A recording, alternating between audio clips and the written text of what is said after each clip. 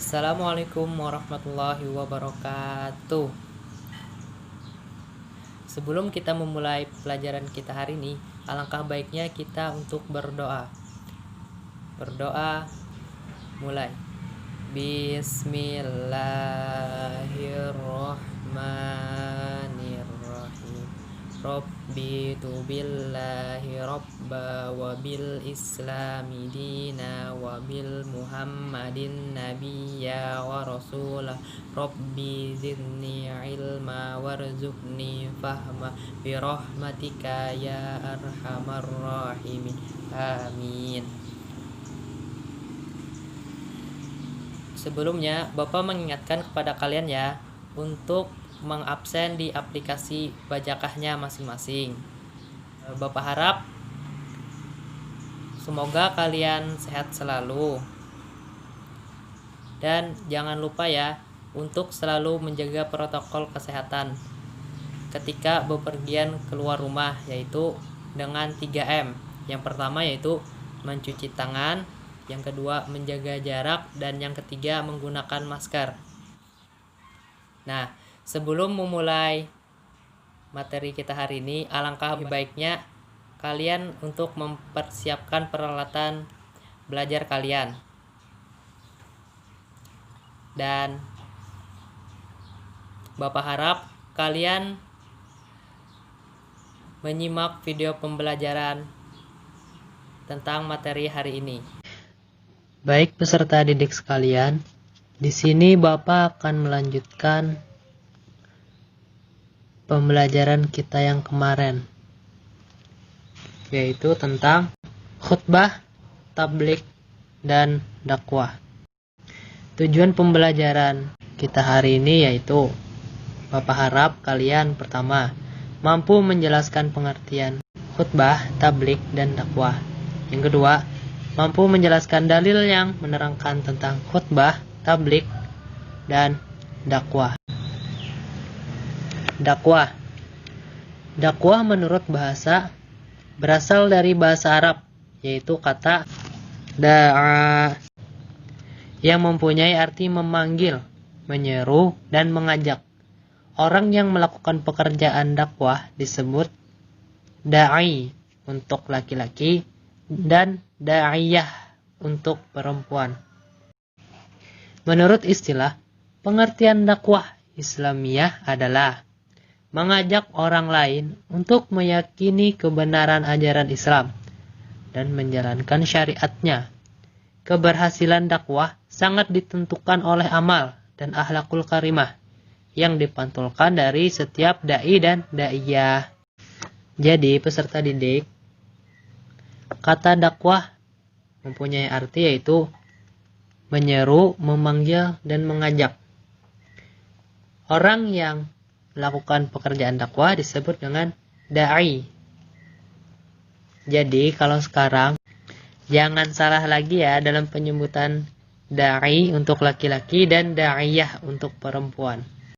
Sedangkan menurut istilah tadi, pengertian dakwah Islamiyah adalah untuk mengajak orang lain meyakini kebenaran ajaran Islam dan menjalankan syariatnya. Keberhasilan dalam dakwah itu sangatlah ditentukan oleh para da'i dan da'iyahnya. Apabila seorang da'i dan da'iyahnya sudah mencontohkan akhlakul karimah atau mencerminkan apa yang mereka sampaikan, maka itu merupakan da'i dan da'iyah yang baik. Sasaran dan tujuan dakwah.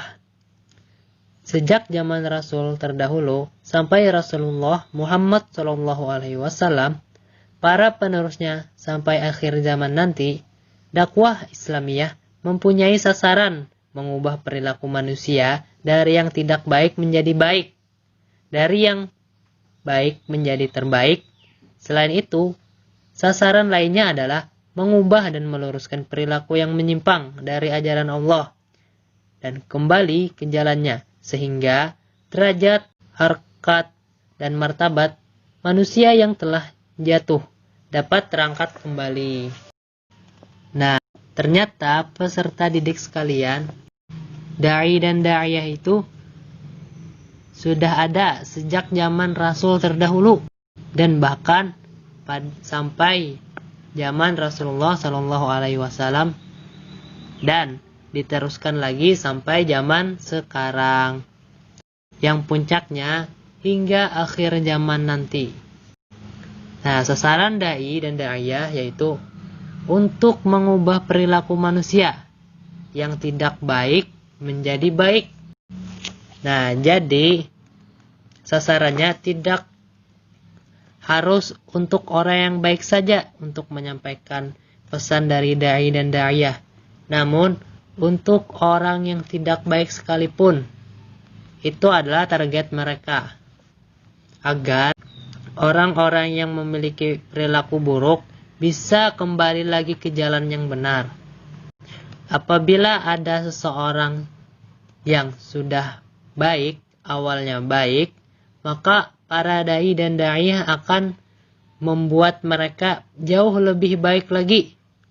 Seperti menyuruh mereka untuk lebih meningkatkan keimanan dan ketakwaan kepada Allah, serta memotivasi orang-orang agar selalu meluruskan perilaku yang menyimpang dari aturan Allah Subhanahu wa Ta'ala dan menyeru kembali ke jalan yang benar, sehingga nantinya derajat, harkat dan martabat manusia dapat kembali ke fitrah dan kembali seperti semula.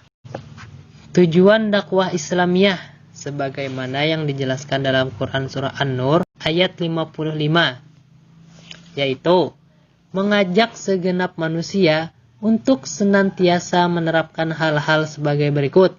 Yang pertama, beriman hanya kepada Allah Subhanahu wa Ta'ala.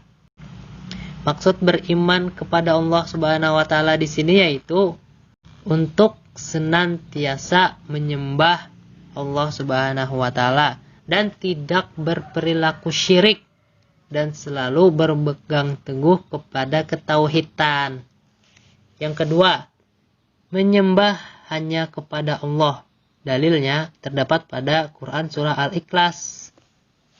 Agar kita tidak boleh menyekutukan Allah dan menyembah Tuhan selain Allah. Karena Allah itu satu dan esa. Yang ketiga, sama sekali tidak mempersekutukan Allah dan juga tidak berbuat syirik. Yang keempat, mengerjakan amal soleh dalam arti yang seluas-luasnya, yaitu ibadah. Baik itu sholat, puasa, zakat, dan haji. Dan juga amal saleh yang lainnya seperti jujur, menolong orang, bersedekah, berpuasa, menolong sesama teman, menjenguk orang sakit, menolong tetangga yang kesusahan, dan lain-lain. Dan yang kelima, berakhlak mulia dengan tolak ukur akhlak Rasulullah Sallallahu Alaihi Wasallam. Nah, baik itu sidik, amanah, fatonah ataupun tablik. Karena akhlak yang paling mulia di muka bumi ini ialah akhlak yang dicontohkan oleh baginda Rasulullah Sallallahu Alaihi Wasallam, yaitu dengan mengikuti dan juga mencontoh akhlakul karimah yang ada pada diri Nabi. Secara singkat, tujuan dakwah Islamiyah adalah mengajak agar menempuh jalan kebenaran dan keluar dari jalan kesesatan yang dimurkai Allah menuju jalan yang benar yang diridhoi Allah Subhanahu wa Ta'ala. Syarat dan metode dakwah. Jika ingin sukses, seseorang dai harus memenuhi syarat seperti yang telah dilakukan oleh para rasul, yaitu sebagai berikut. Yang pertama, perbuatan dan ucapannya harus benar-benar menjadi contoh atau uswatun hasanah. Misalnya seperti apabila ada seorang dai yang sedang memberikan ceramah seperti tentang jujur, maka haruslah dai tersebut terlebih dahulu berperilaku jujur. Contoh lain, apabila dai itu sedang memberikan kajian tentang sedekah, maka alangkah lebih baiknya dai tersebut sudah bersedekah terlebih dahulu. Dan juga apa yang diucapkan dai benar-benar harus sudah dilaksanakannya agar dai tersebut bisa menjadi contoh, yaitu uswatun hasanah. Baik itu perkataan dan juga perbuatannya.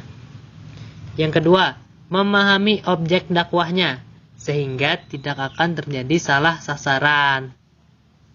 Nah, maksud memahami objek dakwahnya yaitu apabila yang menjadi objek dakwahnya itu para remaja, maka haruslah menyampaikan tentang isi kajian remaja seperti tentang sahabat-sahabat Nabi yang masih muda dan masih remaja, dan juga menceritakan tentang semangat untuk menuntut ilmu.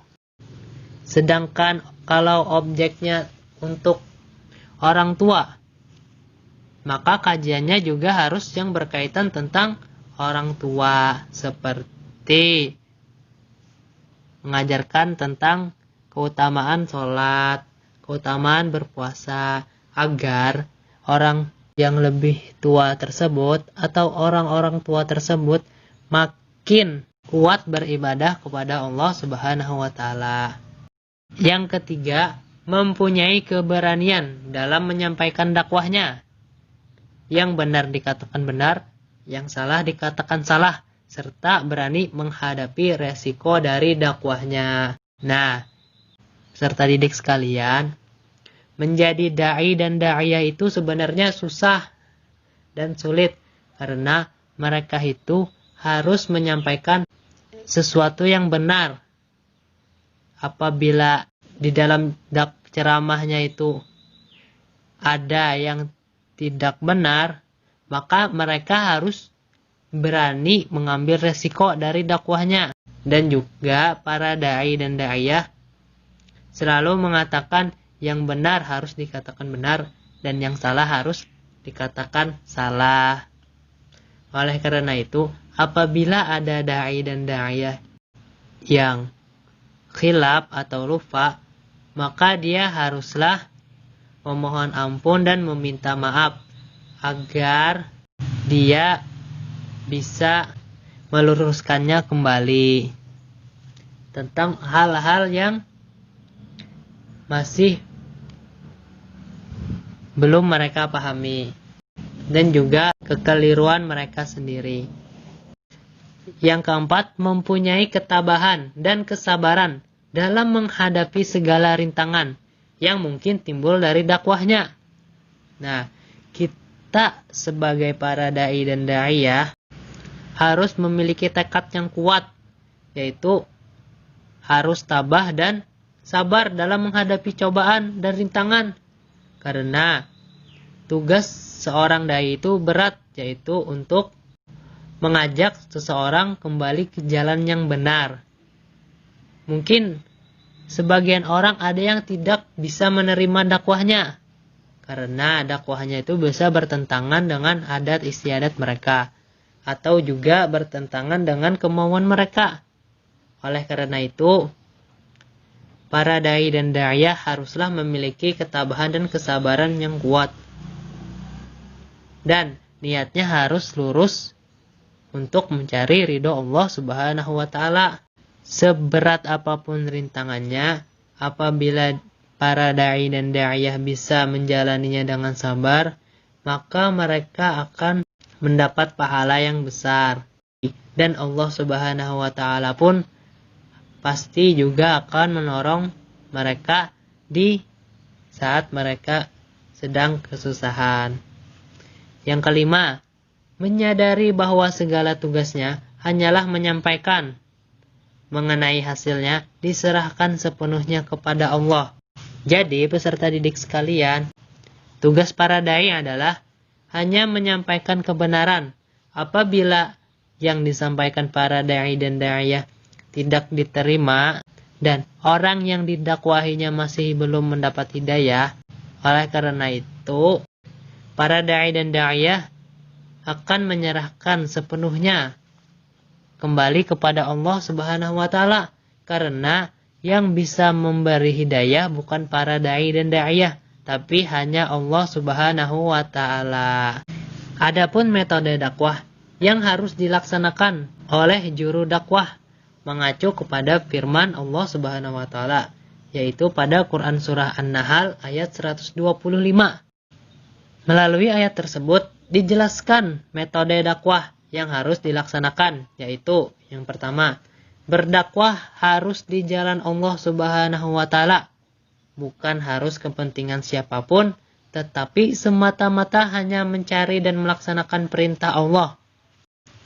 Nah, peserta didik sekalian, berdakwah itu harus niatnya di jalan Allah. Apabila niatnya tidak di jalan Allah, maka dakwahnya itu hanya sia-sia dan juga tidak berkah. Oleh karena itu, dakwah yang benar itu haruslah diniatkan terlebih dahulu untuk berdakwah di jalan Allah, bukan hanya untuk kepentingan siapapun, baik kepentingan si pendakwah ataupun kepentingan orang lain.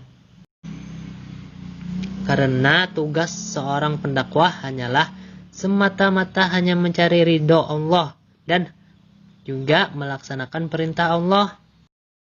Yang kedua, dakwah harus dengan hikmah, yaitu kebijaksanaan, dengan memperhatikan keadaan orang-orang yang didakwahi, lingkungan, dan memiliki program yang matang tentang materi dakwah yang akan disampaikan. Nah, jadi peserta didik, seorang dai dan daiyah itu haruslah bersikap bijaksana, dan dia juga haruslah memperhatikan keadaan orang-orang yang didakwahi. Apakah orang-orang yang didakwahi itu bisa menerima mereka dengan baik ataupun tidak. Jadi tergantung dengan lingkungannya dan bagaimana cara para dai dan daiyah untuk menyampaikannya juga. Karena apabila lingkungannya berbeda, maka cara penyampaian dakwahnya juga dengan cara yang berbeda. Contohnya seperti di kampung-kampung atau di pedalaman, maka dai dan daiyah itu harus langsung terjun ke dalam kampung tersebut untuk menyampaikan dakwahnya secara langsung dan lisan. Tidak seperti di lingkungan perkotaan. Kan kalau di lingkungan perkotaan, para dai dan daiyah bisa berceramah melalui media sosial seperti di IG, YouTube, Facebook, dan lain-lain. Dan juga bisa melalui radio dan televisi. Semua itu kembali lagi ke lingkungannya. Dan para dai dan daiyah haruslah sudah memiliki program yang matang, sehingga materi yang akan dia sampaikan itu jauh lebih matang dan luas penyampaiannya, dan juga lebih sempurna. Karena apabila programnya sudah dipikirkan matang-matang, maka insya Allah hasilnya juga akan lebih baik dan sempurna. Nah, ini adalah Quran surah An-Nahl ayat 125 yang akan Bapak bacakan. Silahkan perhatikan dan dengarkan dengan seksama ya peserta didik, agar kita mendapat rahmat oleh Allah Subhanahu wa Ta'ala. Baik peserta didik sekalian, di sini Bapak akan membacakan dalil Quran Surah An-Nahl ayat 125. Silahkan disimak dan diperhatikan baik-baik ya. A'udzu billahi minasy syaithanir rajim. Bismillahirrahmanirrahim. Ud'u ila sabili rabbika bil hikmati wal mau'izatil hasanah wajadilhum billati hiya ahsan inna rabbaka huwa a'lamu biman dhalla an sabilihi wa huwa a'lamu bil muhtadin. Shadaqallahul azim. Yang artinya, serulah manusia kepada jalan Tuhanmu dengan hikmah dan pelajaran yang baik, dan bantahlah mereka dengan cara yang baik. Sesungguhnya Tuhanmu dialah yang lebih mengetahui tentang siapa yang tersesat dari jalannya, dan dialah yang lebih mengetahui orang-orang yang mendapat petunjuk. Quran Surah An-Nahl ayat 125. Nah, itulah tadi dalil Quran Surah An-Nahl ayat 125 yang telah Bapak bacakan. Semoga dengan membacakan dalil tersebut kita mendapat rahmat dari Allah Subhanahu wa taala. Yang ketiga, mau'izatil hasanah, yaitu cara penyampaian yang indah, santun, menenteramkan, dan juga menyenangkan, sehingga dapat masuk ke dalam renung hati dengan lembut, dan bukan dengan cara yang seperti teror, kekerasan, atau menakutkan.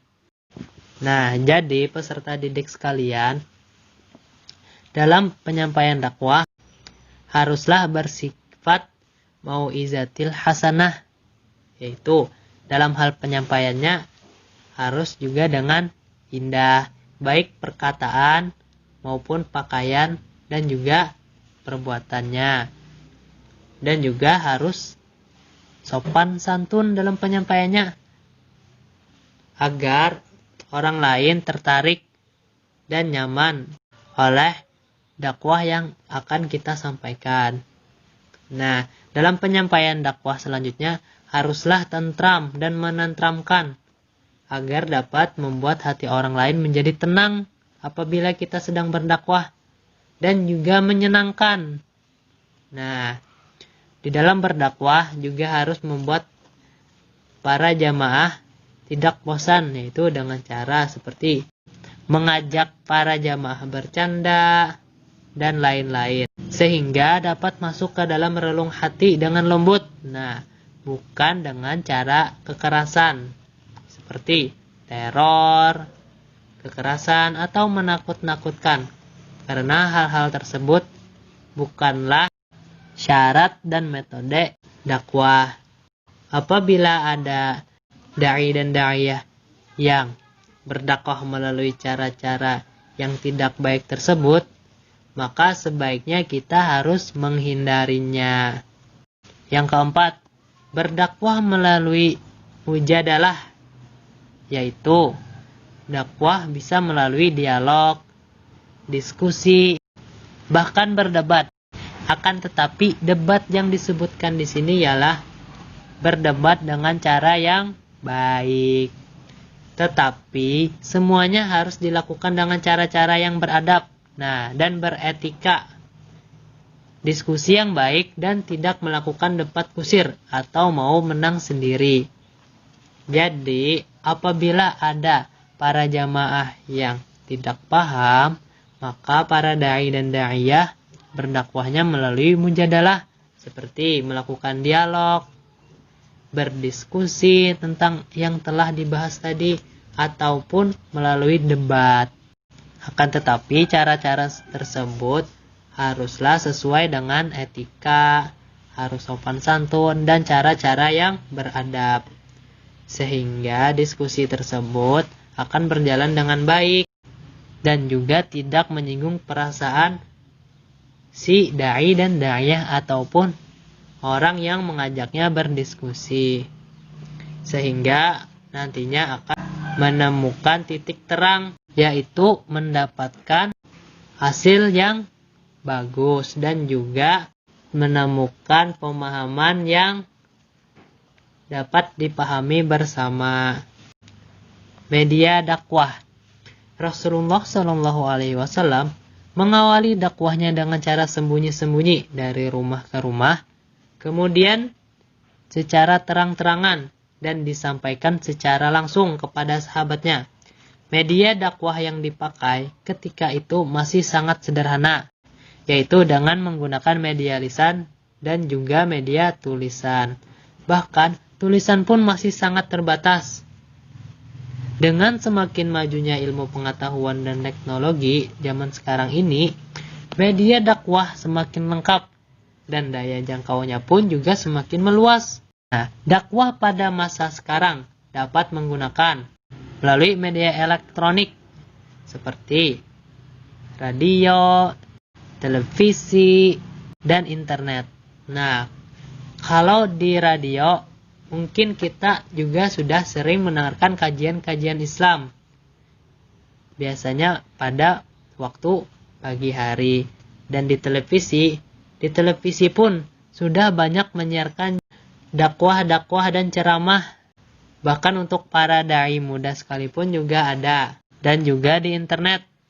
Di internet itu bisa melalui media sosial seperti melalui YouTube, Instagram, Facebook, dan lain-lain.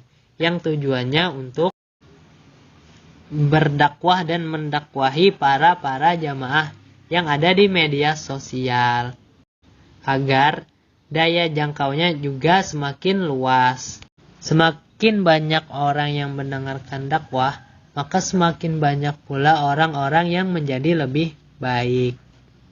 Karena tugas para dai dan da'iyah yaitu hanya mengingatkan untuk terus tetap kembali ke jalan yang benar dan selalu beribadah kepada Allah Subhanahu wa Ta'ala. Yang kedua, media cetak meliputi buku-buku seperti buku-buku tentang kajian, buku-buku Islam yang ditulis dan dikarang langsung oleh para dai dan da'iyah atau tokoh-tokoh ulama.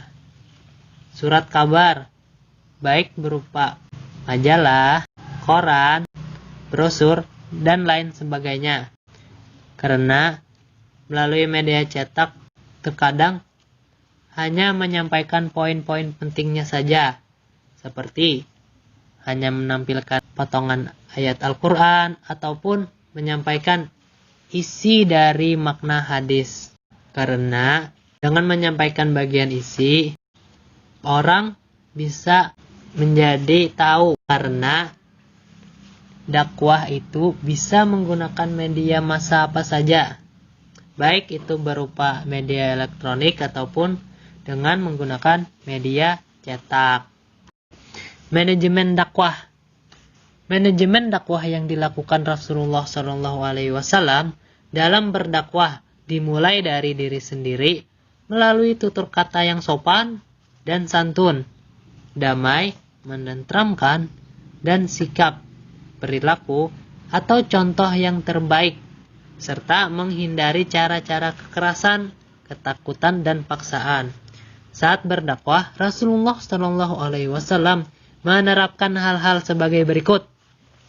Yang pertama, beliau saat berdakwah selalu bersikap lemah lembut dalam menjalankan dakwahnya, tidak melalui cara kekerasan ataupun menyinggung perasaan orang lain.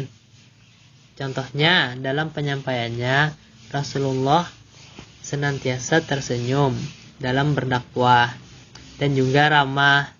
Secara lemah lembut lainnya, contohnya seperti Rasulullah menjenguk orang yang sakit, ataupun juga Rasulullah selalu menyampaikan dakwahnya secara baik, sopan, dan santun sehingga tidak menyinggung perasaan seseorang yang didakwahinya.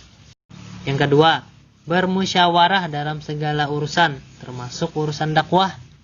Jadi, peserta didik sekalian, Rasulullah Shallallahu Alaihi Wasallam itu dalam menyampaikan dakwahnya bisa melalui diri sendiri ataupun bermusyawarah, seperti dalam membuat piagam Madinah. Maka Rasulullah Shallallahu Alaihi Wasallam pun melakukannya secara bermusyawarah dengan kaum kafir Quraisy. Yang ketiga, menyampaikan dakwah sesuai dengan objek dakwah. Nah, apabila objek dakwahnya kepada para remaja, maka Rasulullah Shallallahu Alaihi Wasallam pun menyampaikan materinya sesuai dengan tema remaja. Ataupun apabila yang didakwahi itu objeknya adalah orang tua atau orang dewasa, maka Rasulullah Shallallahu Alaihi Wasallam pun menyampaikan dakwahnya tentang kajian-kajian tentang orang dewasa ataupun orang tua. Yang keempat, Rasulullah Shallallahu Alaihi Wasallam dalam berdakwah selalu lapang dada dan bersabar. Contohnya, pada saat Rasulullah Shallallahu Alaihi Wasallam berdakwah di kota Taif, itu merupakan salah satu cobaan dakwah Rasulullah Shallallahu Alaihi Wasallam yang paling berat, karena Rasulullah Shallallahu Alaihi Wasallam saat berdakwah di Taif tersebut tidak diterima dengan baik. Oleh karena itu, Rasulullah Shallallahu Alaihi Wasallam selalu bersikap lapang dada dan sabar. Dan yang kelima, kebulatan tekad. Apabila ingin berdakwah, kita haruslah memiliki tekad yang kuat dan tidak pantang menyerah, dan jangan menjadi orang yang lemah. Karena apabila tekad kita lemah, maka nantinya akan susah untuk menyampaikan dakwah. Karena Rasulullah Shallallahu Alaihi Wasallam itu merupakan tokoh yang kuat, tekad yang berani, tidak gampang menyerah, dan juga senantiasa bersemangat dalam berdakwah. Dan yang terakhir yaitu bertawakal. Bertawakal di sini yaitu tugas seorang dai dan daiyah hanya menyampaikan. Apabila tidak diterima dengan baik, maka semuanya akan dikembalikan lagi kepada Allah. Hanya Allah lah yang dapat memberikan rahmat kepada hamba-hambanya. Strategi dakwah. Pada prinsipnya, dakwah itu dapat menggunakan strategi yang beraneka ragam sesuai dengan objek dakwahnya. Berdakwah harus berpatokan pada Quran Surah An-Nahl ayat 125.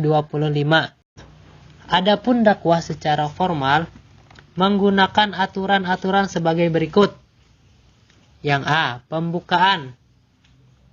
Biasanya di dalam bagian pembukaan ini terdiri dari yang pertama, hamdalah, yaitu alhamdulillahirrabbilalamin. Terus yang kedua, sholawat kepada Nabi Shallallahu Alaihi Wasallam. Contohnya, assalatu wassalamu ala asrofil anbiya'i wal mursalin Sayyidina Maulana Muhammadin wa ala alihi wa sahbihi ajmain, amma ba'du. Yang B, isi, yaitu isi terdiri dari 1. Maksud dan tujuan dakwah. Nah, maksud dan tujuan dakwah di dalam bagian isi ini seperti apa? Contoh, isi dari dakwah ini bermaksud untuk meningkatkan ketakwaan kepada Allah Subhanahu wa Ta'ala. Dan tujuannya dengan meningkatkan takwa kepada Allah Subhanahu wa Ta'ala, maka ganjarannya dan pahalanya nanti akan diganti dengan surganya Allah Subhanahu wa Ta'ala. Yang kedua, sasaran dakwahnya. Nah, sasaran dakwahnya itu untuk siapa? Apakah untuk anak-anak, para remaja, orang tua, ataupun untuk siapa saja. Yang ketiga, materi dakwah. Materi dakwah haruslah berlandaskan dengan dalil Al-Quran ataupun dalil yang ada terdapat di dalam hadis, agar materi tersebut mempunyai landasan yang kuat dan tidak mudah goyang. Dan bagian yang terakhir yaitu penutup. Bagian penutup bisa berupa kesimpulan, resuman, ataupun ditutup dengan doa. Biasanya bagian penutup ini ditutup dengan doa kafaratul majelis. Persamaan dan perbedaan khutbah dan dakwah. Yang pertama, persamaan khutbah dan dakwah. A. Sama-sama mengajak manusia untuk bertakwa kepada Allah Subhanahu wa Ta'ala. Jadi peserta didik sekalian, baik itu khutbah ataupun dakwah, haruslah mengajak manusia untuk terus bertakwa kepada Allah Subhanahu wa Ta'ala, dan juga haruslah mengingatkan agar senantiasa menjauhi larangan yang Allah Subhanahu wa Ta'ala. Dan juga tugas para dai dan da'iyah haruslah senantiasa mengingatkan larangan oleh Allah Subhanahu wa Ta'ala. Yang B, keduanya mengajak manusia untuk menjalankan syariat Islam, baik itu tentang rukun iman ataupun tentang rukun Islam. Yang C, sama-sama memberi kabar gembira kepada yang bertakwa dan peringatan kepada yang ingkar. Nah, maksud dari memberi kabar gembira di sini yaitu apabila orang yang bertakwa, maka mereka akan diberi pahala dan juga nantinya akan dimasukkan ke dalam surga. Dan apabila yang diberi peringatan itu ingkar, maka ganjarannya nanti mereka akan mendapat dosa. Haruslah mereka beristighfar untuk selalu meminta ampun kepada Allah Subhanahu wa Ta'ala dan dijauhi dari mara bahaya dan siksa kubur, dan dijauhi dari api neraka. Yang kedua, perbedaan khutbah dan dakwah. Yang A, khutbah terikat oleh syarat dan rukun, sementara dakwah tidak terikat pada aturan baku. Contohnya, dalam berkhutbah ada waktu-waktu dan syarat maupun rukun-rukunnya. Seperti dalam khutbah ada waktu-waktunya. Sedangkan dakwah tidak terikat oleh waktu. Baik itu bisa dilakukan mulai dari pagi, siang, sore, ataupun malam. Yang B, khutbah tempatnya di masjid atau tempat-tempat lain yang memungkinkan dilaksanakan, seperti sholat Jumat atau di lapangan pada sholat Idul Fitri dan Idul Adha. Sedangkan dakwah dapat dilakukan di mana saja dan kapan saja. Contohnya bisa di rumah orang, di tempat-tempat majelis, di masjid, di lapangan, dan lain-lain yang tidak terikat oleh tempat dan waktu. Yang C, khutbah Jumat hanya wajib untuk kaum laki-laki saja, sementara dakwah itu bebas, bisa siapa saja, baik itu anak-anak, orang tua, laki-laki ataupun perempuan. Yang D, media khutbah terbatas pada mimbar dan sound system, karena pada saat khutbah medianya cuma dibatasi pada bagian mimbar dan sound system saja. Sementara dakwah dapat menggunakan media apa saja. Nah, bisa menggunakan media sosial ataupun tidak mesti harus berdiri di mimbar, menggunakan sound system, dan lain-lain. Jadi media dalam dakwah ini lebih fleksibel, bisa digunakan menggunakan media apa saja. Sedangkan yang terakhir yaitu khatib yang berkhutbah dan berkaitan dengan salat harus dalam keadaan suci dari hadas dan najis. Sementara juru dakwah tidak, tetapi lebih baik atau bagus lagi jika juru dakwah dengan berada dalam keadaan suci. Nah, jadi peserta didik yang membedakan khatib yang berkhutbah dengan juru dakwah di sini ialah apabila seorang khatib ingin berkhutbah, maka dia haruslah berada dalam keadaan suci. Baik itu suci dari pakaian, tempat, ataupun suci dari badan dan najis. Sementara juru dakwah tidak mesti mempunyai wudhu. Namun alangkah lebih baiknya jika juru dakwah juga harus suci dalam menyampaikan dakwahnya, agar dakwahnya dapat berjalan dengan lancar. Cukup sampai di sini dulu ya pelajaran kita hari ini adik-adik. Apabila ada pertanyaan atau masih kurang jelas terkait materi tadi, bisa kalian tanyakan di Bajakah.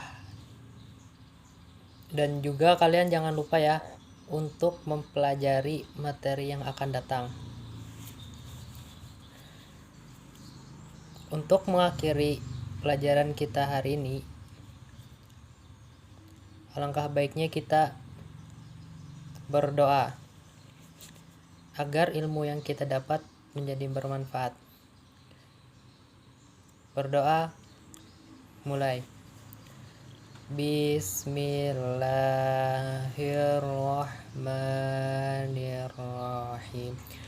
Rabbi awzidni an askura ni'mataqallati an'amta alayya wa ala walidayya wa an a'mal salihan taradahu wa adkhilni birahmatika fi ibadika salihin. Rabbana atina fid dunya hasanah wa fil akhirati hasanah wa qina adzabannar. Walhamdulillahi rabbil alamin.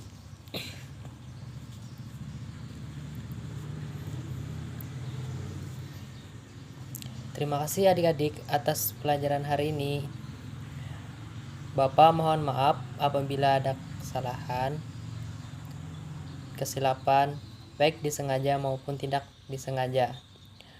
Wabillahi taufiq wal hidayah. Wassalamualaikum warahmatullahi wabarakatuh.